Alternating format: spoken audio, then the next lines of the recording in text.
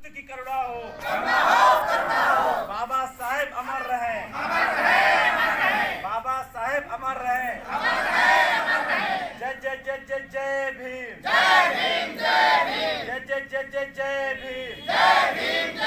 माता सावित्रीबाई फुले अमर रहे, माता सावित्रीबाई फुले अमर रहे। धन्यवाद। सर्वप्रथम करुणा के सागर,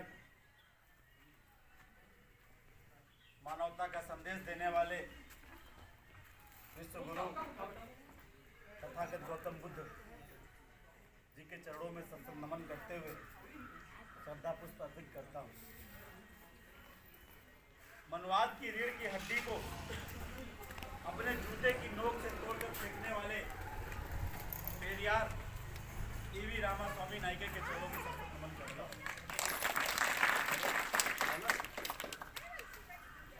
लंदन में जाकर जनरल डायर की छाती में गोली मारकर अपना नाम शहीदों में शुमार कराने वाले सरदार ऊधम सिंह जी के चरणों में सत्संग नमन करता हूँ। इस दबे कुचले शोषित पीड़ित समाज में शिक्षा का बीज रोपण करके इस असहाय समाज को शिक्षा के प्रति प्रेरित करके इनके लिए प्रथम विद्यालय खोल करके इस समाज को शिक्षित करने वाले महामना महापरिनिर्वाण प्राप्त राष्ट्रपिता ज्योतिबा फूले जी के चरणों में सत्संग नमन करता हूँ। महिलाओं के प्रति शिक्षा को प्रेरित करने वाले, शिक्षा के क्षेत्र में बढ़ावा देने वाले, घर घर जाकर महिलाओं को बुला बुलाकर, बच्चियों को बुला बुलाकर एक छोटा सा विद्यालय खोल करके बच्चियों को, महिलाओं को शिक्षित करने वाली भारत की प्रथम महिला शिक्षिका माता सावित्रीबाई फुले के चरणों में सत्संग नमन करता हूं। भारत को विश्व का सबसे बड़ा लिखित संविधान देने वाले, नारी के मुक्तिदाता, गांधी के जन्मदाता, विश्व रत्न, भारतीय संविधान निर्माता, आपकी किस्मत लिखने वाले, मेरी किस्मत लिखने वाले बौद्ध सत्य बाबा साहब डॉक्टर भीमराव अम्बेडकर के चरणों में। भारत में हजारों जातियों में बटा ये समाज, 6743 जातियों में बटा ये समाज, जिसको एक बहुजन नाम की माला में पिरो कर रखने वाले मान्यवर कांसी राम साहब जी के चरणों में सबसे नमन करता हूँ। और नमन करता हूँ सभी संतों, गुरुओं, महापुरुषों को जिन्होंने इस पूरे भारत में अब समय में जन्म ले करके अपने अपने स्तर से समाज को आगे बढ़ाने का काम किया। उन सभी गुरुओं, महापुरुषों को नमन करता हूँ। आज की इस बैठक में, आज के इस कार्यक्रम में सभी अतिथिगण व हमारे सामने बैठी हमारी बहनें, भाई, पिता तुल्य बुजुर्ग, आप सभी को मैं क्रांतिकारी जय भीम नमो बुद्धाय करता हूँ। साथियों, मैं जो बात आपको आज कहने जा रहा हूं, 5 मिनट 10 मिनट हमारी बात को सुन लीजिएगा, मैं ज़्यादा समय नहीं लूँगा। लेकिन मैं जो बात कह रहा हूं, इस पे हमारी बहनों से, माताओं से आपसे निवेदन, आप लोग इस पे गौर फरमाइएगा मैं क्या कहना चाह रहा हूँ। बैठ जाओ। आज आगे आ जाओ। जिस माता का जन्मदिन हम मना रहे हैं, आप जिनका सामने चित्र देख रहे हैं, आप इसके पहले बिटिया ने गीत गाकर बताया और भी लोगों ने बोला होगा, आज हमारी माता सावित्रीबाई फुले का जन्मदिन है। 3 जनवरी को हमारी माता का जन्म हुआ था। एक यो वो समय था, आप इसकी एक कल्पना करिए, ये वो समय था कि आज हम अपने मन चाहे, जैसा चाहें वैसा कपड़ा पहने, जिस स्कूल में चाहें उस स्कूल में अपनी बच्चियों को, अपनी बेटियों को शिक्षा दिलाएं, जिस शहर में चाहें उस जगह जिस तरीके से चाहें, जिस वेशभूषा में रखना चाहें। आज हमको पूरी आज़ादी है, स्वतंत्र रूप से मैं उसको करा सकता हूं, करा सकती हूं। लेकिन जब हमारी माता का जन्म हुआ था उस समय कल्पना करने की जरूरत है, उस समय सोचने की जरूरत है कि वो समय वो था जब महिलाओं को एक दासी समझा जाता था, नौकर समझा जाता था और इसको अपनी एक संपत्ति समझा जाता कि हमारी एक संपत्ति है। इनको खुद की अपनी जिंदगी जीने का कोई अधिकार नहीं था, इनको खुद के अपने सपने बनाने का कोई अधिकार नहीं था, इनको खुद शिक्षा लेने का कोई अधिकार नहीं था। अरे शिक्षा महिलाओं को छोड़िए, पुरुषों को भी शिक्षा से वंचित रखा गया। ये वो समय की बात है, उस समय हमारी माता का जन्म हुआ। अल्प आयु में महामना राष्ट्रपिता ज्योतिबा फूले के साथ विवाह कर दिया गया। विवाह होने के बाद साहब ने एक आंदोलन चलाया कि अगर जो है शिक्षा सबके लिए होगी, शिक्षित सब लोग शिक्षित बने। आपको घर से निकाल दिया गया। पिताजी ने समाज उंगली उठाने लगा, खास करके मनवादी विचारधारा के लोग जो ये नहीं चाहते थे कि समाज शिक्षित हो। उनको ये पता था कि अगर हम शिक्षित हो गए तो उनके गुलाम नहीं रहेंगे। उनको जानकारी थी कि अगर ये समाज के लोग शिक्षित हो गए तो ये हमारा कहा नहीं मानेंगे, हम इनको बंधक नहीं बना पाएंगे। लेकिन धन्य है महापुरुष जिन्होंने आज जब छोटी मोटी बातों पे हम लोग सामना नहीं कर पाते, लेकिन उस समय ये हमारे महापुरुषों ने डटकर मुकाबला किया, घर से ना निकल जाना स्वीकार किया, लेकिन मनवादी सामंतवादियों के आगे झुकना स्वीकार नहीं किया।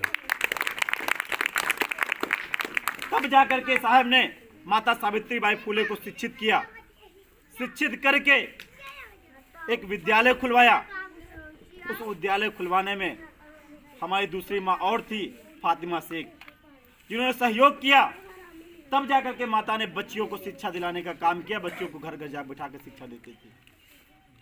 आज साथियों ये बताने का मतलब यही है कि जब उस समय जब आपको भैया शांति का सहयोग दीजिएगा, क्योंकि कार्यक्रम कर रहे हैं तो शांति व्यवस्था कुछ मैं कुछ बता रहा हूं तो आप बीच में डिस्टर्ब ना करें। आज जब आपको शिक्षा का अधिकार है, आपको संविधान ने 6 अधिकार मौलिक अधिकार दिए हैं। आज आपको कोई अपना आपका बंधुआ मजदूर नहीं बना सकता है। तब भी अगर हम अपनी बच्चियों को शिक्षा से वंचित रखें, अगर उनको शिक्षित ना कराएं, तो ये दोष सिर्फ आपका है और सिर्फ आपका है। इसलिए अपनी अपने बच्चों को शिक्षित अवश्य कराएं।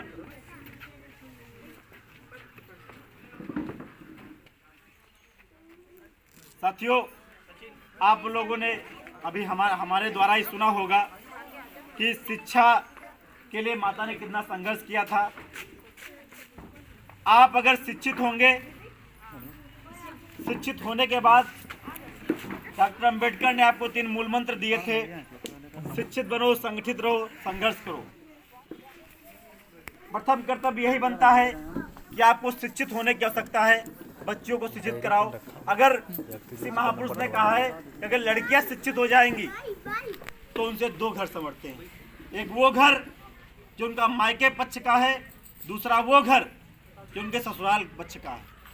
इसलिए बच्चियों को शिक्षा से वंचित न रखा जाए, उनको शिक्षित अवश्य किया जाए। इसी बात मैं एक और कहना चाहूँगा कि ये वो समय था, लेकिन आज भारत में भारतीय संविधान लागू है। यहाँ पे कितने लोग बैठे हैं, मैं उनसे ये पूछना चाहूँगा कि जिनके घर में संविधान की पुस्तक है। अगर इतने लोग, आप सोचिए यहाँ मुझे लगता है 50, 60, 100 लोग तो बैठे ही हैं। अगर इतने लोगों घर में सर संविधान की पुस्तक है, केवल 5-6 लोगों घर में है, तो बाकी के लोग मैं कैसे समझूं कि आप अपने अधिकारों को जान पाएंगे, उनके लिए कैसे लड़ पाएंगे? क्योंकि आज अगर आपको अपने अधिकार चाहिए होंगे तो आप सिर्फ संविधान की बदौलत ही मांग पाएंगे। अगर आपको पता होगा कि संविधान के अनुच्छेद 23 और 24 में लिखा है कि शोषण के विरुद्ध अधिकार, तो आप चाहे जो उन्नाव जनपद का कलेक्टर क्यों ना, आप उससे भी भिड़ जाएंगे।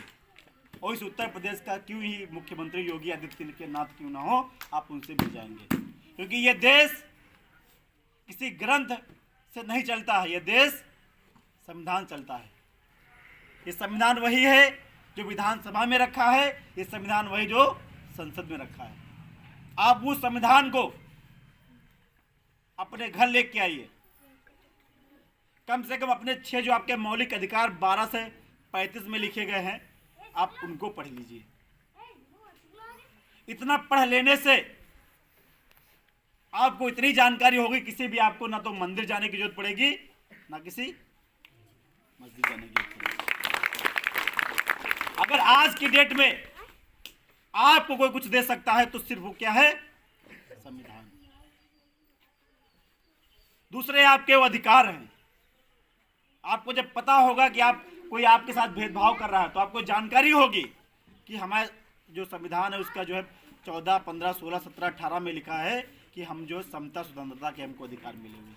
अब ये जानकारी आपकी बच्चियों को होगी। मैं मानता हूं अगर आपको जरूरत नहीं है कि आपकी जो आने वाली जनरेशन है कम से कम वो तो सुधर जाएगी। इसलिए संविधान कॉन्स्टिट्यूशन की बुक आप अवश्य मंगाएं, कहीं से भी मंगाएं। 250 से 300 रुपए खर्च करिए।